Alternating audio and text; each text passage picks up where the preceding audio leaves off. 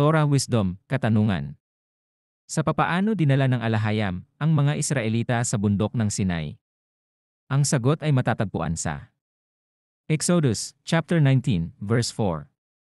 Nakita niyo ang ginawa ko sa mga Egyptyo.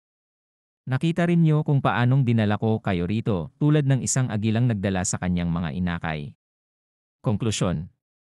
Sa loob ng 430 taon, iniligtas ni Yahweh ang mga Israelita sa pagkaalipin sa Ehipto. Ang Aba Yahweh ay nagpamalas ng kanyang kapangyarihan sa pamamagitan ng pagpapadala ng mga salot sa Ehipto at pagpapatigas sa puso ng Parao.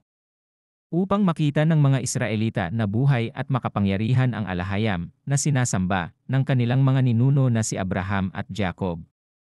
Sa pamamagitan ni Moises ay dinala sila ng alahayam sa bundok ng Sinai upang ibigay ang mga kautusan sa kanyang bayang Israel.